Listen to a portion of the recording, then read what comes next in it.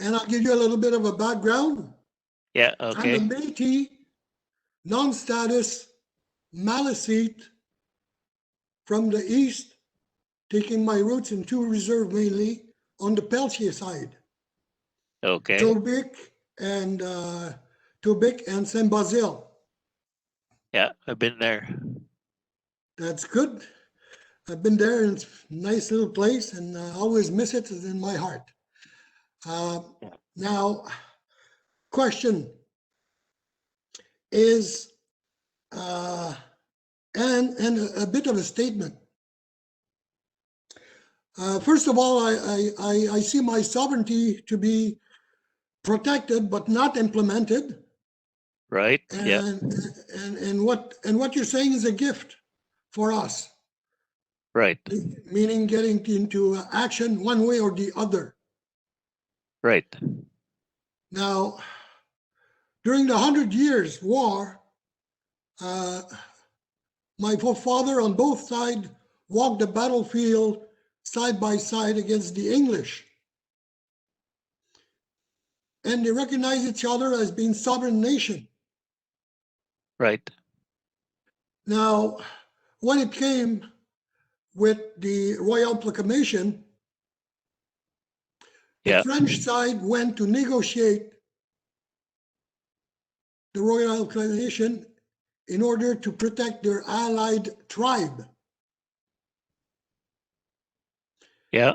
And as we experience, it has been a problem to get the same protection as we should have had under the Royal Proclamation in regards to our Aboriginal right. Right. Now, should we go see the negotiator to tell him that he fucked up? Not in those terms. Be a little more diplomatic in that here's the issue. See, many of the allies of the French fought with the French against the British. But when the British took over, the Treaty of Paris guaranteed that the treaties that the French made with the Indian people would be recognized lawfully and politically by the Crown and right of England and Ireland. And they agreed to that. But you see, we don't implement those treaties like that. And that affects a lot of the Sioux tribes as well in Canada. So why aren't we doing it? Why aren't we doing it? That's my question. I raise that question all the time, even with the Sioux. You know, they said, well, we have treaties. I said, yeah, you got treaties, but what the hell are you doing about them? Now, you see, we're not giving legal effect to even the treaties we have here. Treaties 1 to 11. Why? Again, we got an attitude about not having to legislate and give legal effect to our treaties and treaty rights, respecting our rights and status. So, yeah, your people, your families are entitled to deal with their rightful benefits and status under treaty and Section 35 of the Constitution Act and UNDRIP. But you see, how do you organize your family to do that? And many of the people like you're talking about, I was working with your colleagues that had on one province that had no Indians, they said. Well, they had Indians, but they just didn't recognize them. So when I met with one of the ministers from that province, he said, we're going to get Indians pretty soon, he told me. I said, you already have Indians. What the hell are you talking about? Oh, he said, we're going to legislate. We're going to make laws recognizing them now. Oh, so my they goodness. did. And what they did to do, they left half of them out. Now you see what we do, what we let them do to us? Yeah. So I think that answers your question. You got homework to do. Rock, my friend. You should say, pardon me, pardon my French. When you say that word. Take it easy, buddy. So we have a couple more questions. Okay. Can a Métis clan negotiate for treaty rights? Yes. Yes, you can. You already have treaties. You adhere to Treaty 3, like I said, in Manitoba and Ontario. And that's one of your inherent powers. It's your inherent national powers of treaty making as a Métis and a Métis nation. Just keep in mind now, it's nations that make treaties. Treaties do not make nations. So that's why I said you need to structure your administrative structure to a political organization and governing structure for AMNSIS. Right. Your membership has that power and jurisdiction to do it. That'll scare the hell out of the feds, by the way. Good. I want to scare them. One of the comments we have is, it is absolutely unforgivable to allow youth from northern communities to be relocated to urban centers away from extended family, language, and culture. Why can't the same service be made available to the northern communities in regards to group homes?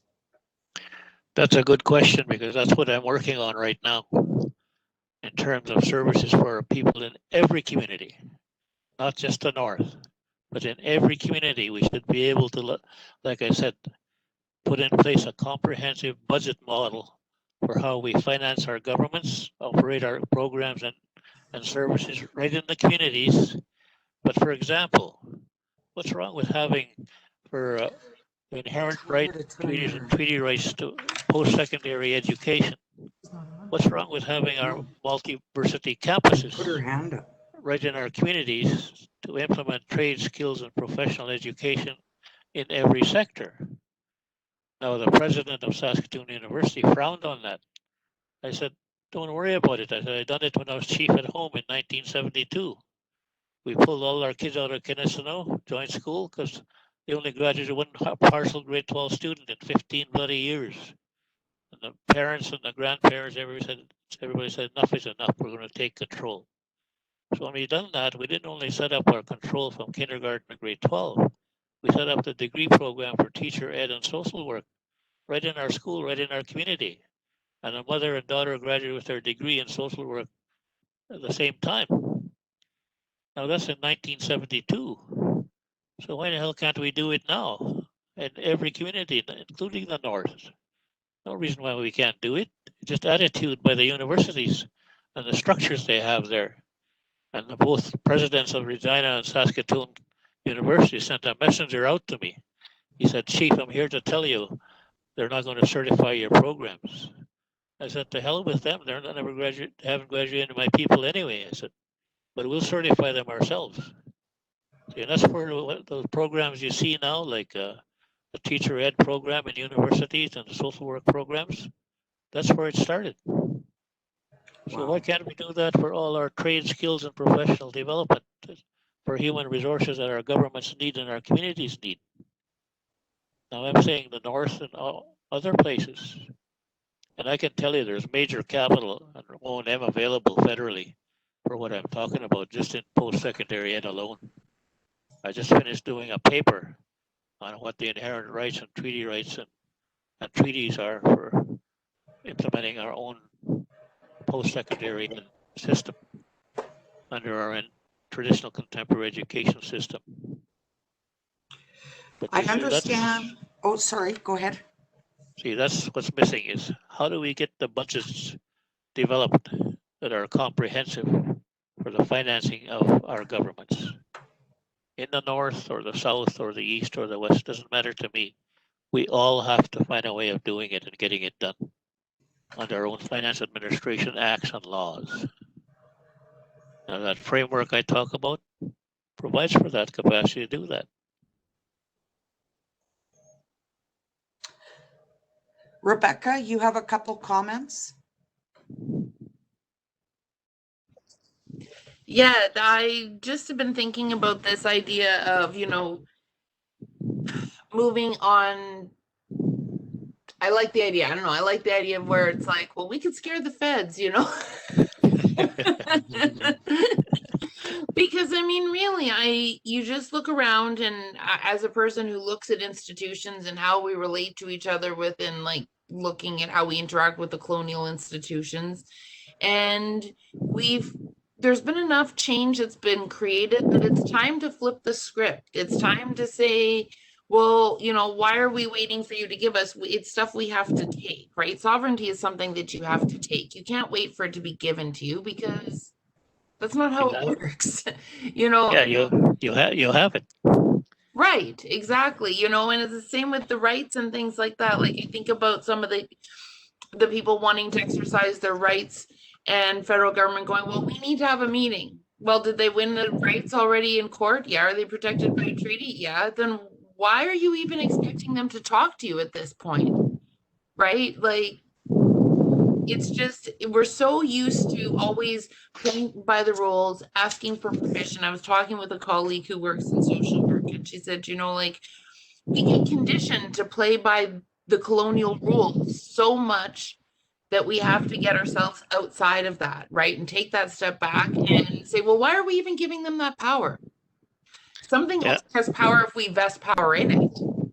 And you see, when I told you that I met with Minister Jody Wilson once he was Minister of Justice here in Saskatoon, and told her about who I am and who she is based on our inherent rights and status. She said, okay. I said, now no government in Canada has ever recognized that.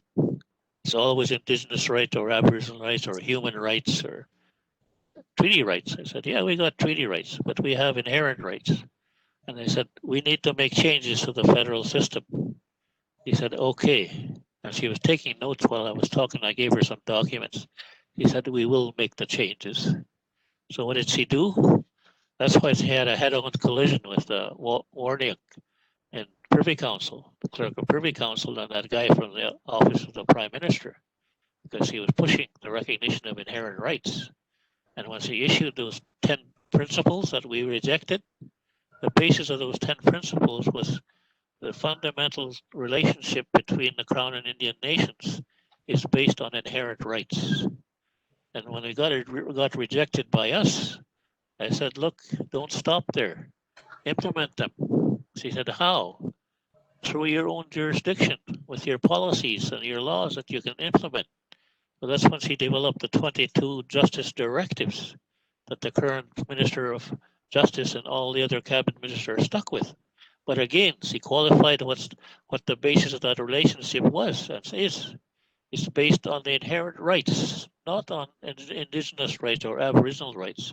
Now that's a hell of a major difference because you now know where the inherent rights come from and what you've inherited from generation to generation based on what's provided to us by the Creator. And when you look at that, then you go to Indigenous rights and Aboriginal rights based on the doctrine of discovery and the Papal Bull and the 1830 detribalization policies, 69 White Paper, 1974 Plan to Liquidate Indians' Problem in 25 years, 69 White Paper, 76 Native Policies, and 1980 Buffalo Jump. That's what we're implementing, you see. Why? When we have all this recognition that I'm talking about confirmed by the framework that I just highlighted and by UNDRIP. But you see, it's us again. The colonial problem we got is us, not necessarily so much them. So that when she issued those 22 justice directives, again, she repeated the foundation for Crown Indian Nations relations is inherent rights. And that's the big battle she had with the clerk of Privy Council, Warnick, because he was pushing the 69 White Paper 1980 Buffalo Jump. And that's who Joe Wild was answering to under Minister Bennett. He wasn't answering to her. Minister Bennett, he was answering to Warnick. Yep. So he lost a big support when Warnick got dismissed from Privy Council. We got a question from Dave. We should answer that. We have a question from actually Kelly Parker, and he's asking, can Indigenous people together have the Papal Bull of 1493 rescinded by the Vatican? That's what I've been saying. Every place I go, I was over at Hobbema in Alberta, and the skating rink was chock full of people, not just on the ice, but up in the seats. And when I was done doing my presentation, now I said, we got to get after that damn Pope to terminate the papal bull. Now I said, how many of you in this arena are Catholic? Because you're going to have to go after your Pope to get the damn thing resolved and terminated. Not one hand went up, and after I was done, one of the elderly ladies came up to the podium, and she said, "Saul, I just want to let you know that 80% of the people in this arena are Catholic."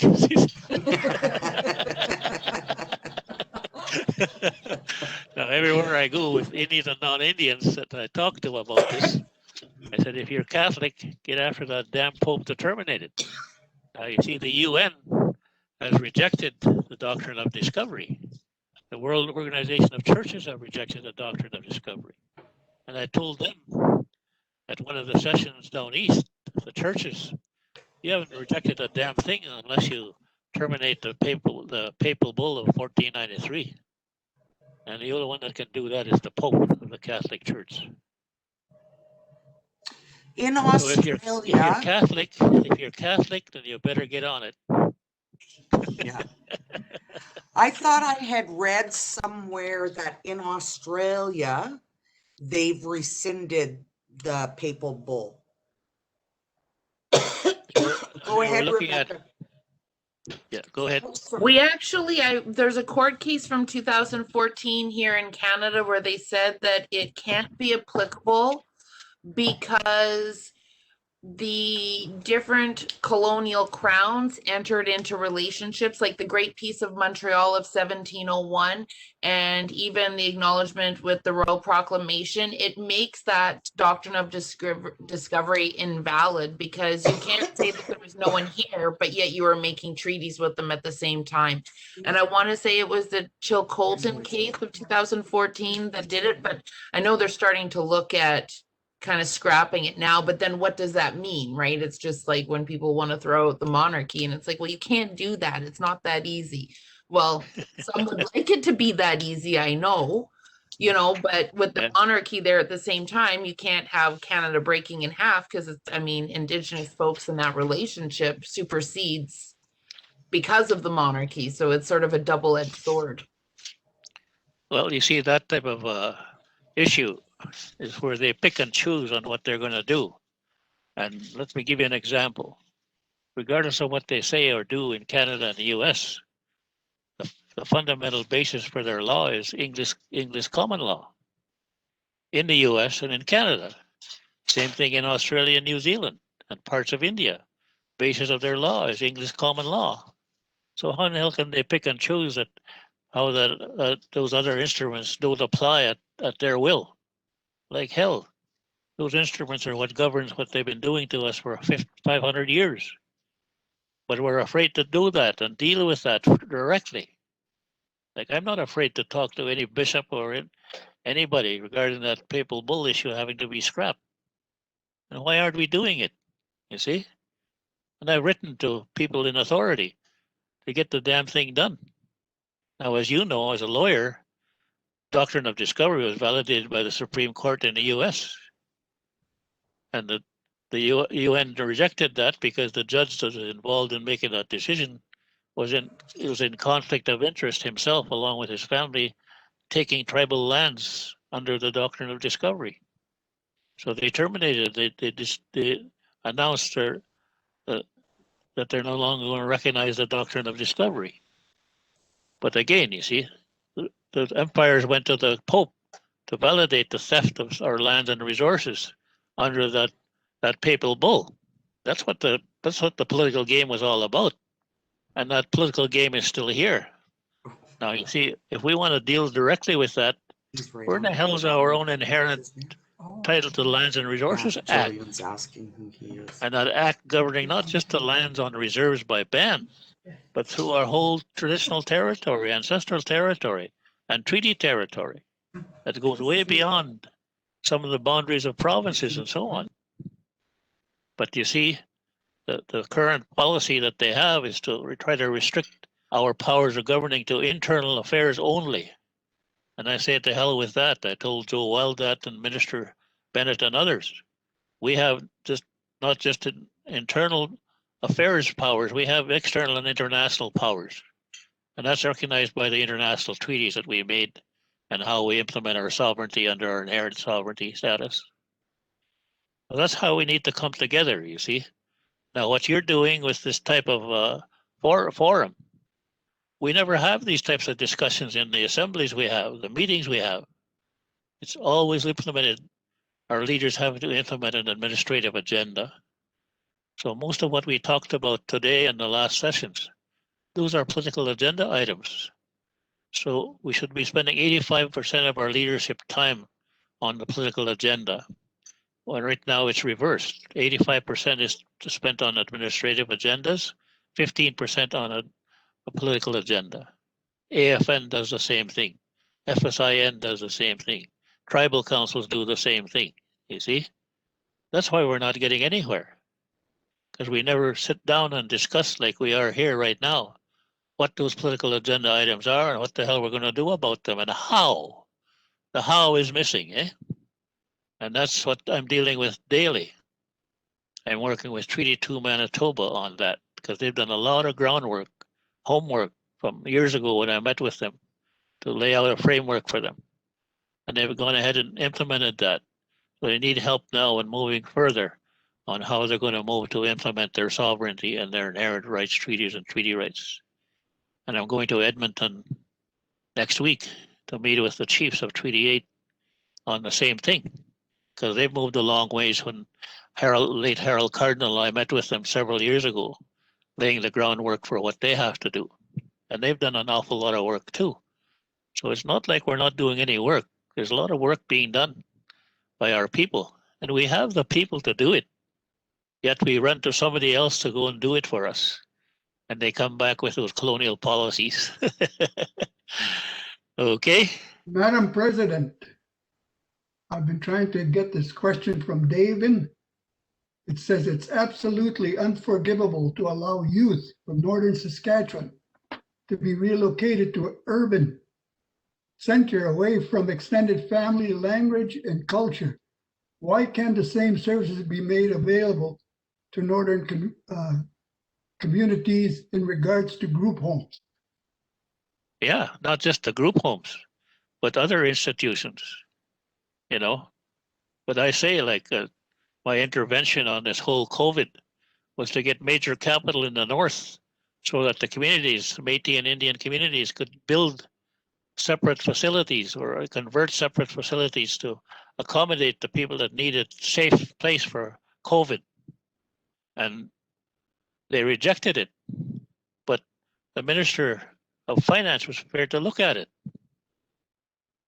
Now, what the hell for? Like, it's just like this vaccine that's available. The dispute going on between Crown Indigenous Services and the province. Both of them not wanting to provide any vaccine to urban Indians. And I told the minister and the vice chief here that has the portfolio in FSIN, what the hell are we doing?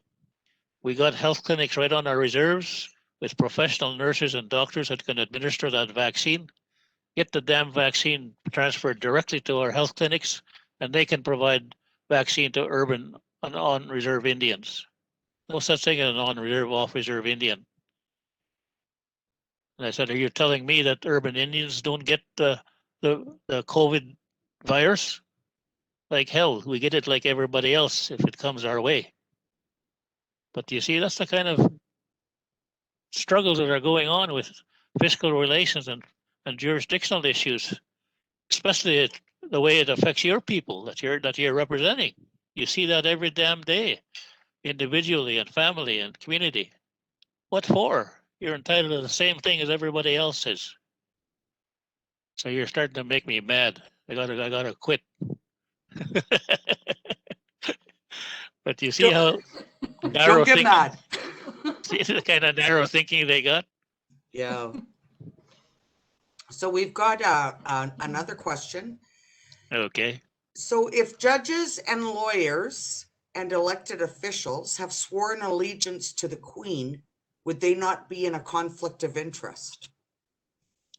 Yeah, most of them are all the time. They don't know nothing about our inherent rights, our treaties and treaty rights, and our special unique status. So they continue to push federal and provincial law and jurisdiction when we should have our own laws and jurisdiction. Now that's one of the main sources of rejecting our sovereignty, one of the main sources of rejecting our jurisdiction, and certainly one of the main sources of rejecting the recognition of our inherent legal system. Even though the Prime Minister now and the Justice Minister says we have to recognize the administration of justice by First Nations. Now, Indigenous nations, they said, not just Indian nations. But we also have to recognize their inherent legal systems. Now, what are we waiting for, you see? Those damn lawyers are the ones that we're having problems with. Even some of our own Indian people that are lawyers are rejecting it. And under the colonial system of hiring Indians and Métis in the front lines in 74, 76 Native policy, I tell them, look, historically we're stuck with Indian agents administering programs and services. But today we have real Indians who are real Indian agents doing the same thing. Don't like it. One lady said, well, I'm resigning next week, she said. And she did, after she found out she was a real Indian agent. Yeah. Implementing colonial policies. And I guess that's one of the biggest things that we're looking at for AMNSIS is, you know, while we're doing these virtual town halls, is we are wanting to create a system and a way forward with self-governance, with bylaws and how we govern ourselves and how our community is set up, is we want to do that in a non-colonial system. And it's trying to gain the knowledge and understanding of how it was done before. We've had discussions about the clan systems. We've had, you know, because with the bands, when you have like the Indian bands, that is the structure that is existing now, that was created by the colonial system, is it doesn't work because the representation, the proper representation isn't there. Whereas, you know, back in the day, the stories that I've heard and what you've referred to in regards to the clan system is that from your clan, if you had somebody who was, you know, was in regards to justice, somebody from your clan and from each of the clans would go and have that discussion. So it wasn't, so each clan had representation, and then the discussion would be had and the resolution would be sought from within. Right. And that's by consensus. Right. See? Now you look at the laws you make, don't get into the game of developing bylaws, because the source of bylaws is coming from another source of law, federal or provincial law. Be different if we had our own laws. We could make regulations rather than bylaws, enforcing the laws that we make. Now that's what you need to keep in mind. Bylaws are hard to administer, and most judges don't even like to deal with bylaws in their courts. Yeah. But looking at your structure, then, give it some thought, because I still think you should be able to develop your own political organization and governing structure. And there's different ways you can do it, by a constitution or a convention. The convention is a political organization between the families forming your government, the structure. And you can even have a treaty. Like Treaty 8 now, I've just developed a modern day treaty that they call the Beaver Treaty. And that applies just on them. All the bands in Treaty 8 up there, where I'm going on next week. But you see, historically, we made treaties, eh? We had treaties, so we can still do them today. But look at your options in terms of organizing your political organization, governing structure, because that's what you need. Right. Thank you, Saul. We'll have to bring you in for our governance structure meeting. Well, my wife Elsie is an expert on the functions of governing bodies, Oh, well, there we go. so I'd have to bring her along, Oh, well, of course you'd be welcome. and I can sit and wait and listen. But we can provide you some documentation on that stuff too. Oh, well, awesome. Okay. So I'd like to thank Dr. Rebecca Major from the University of Windsor, and I'd like to thank Senator Saul Sanderson for being with us tonight. And I'd like to thank all of our guests who joined us.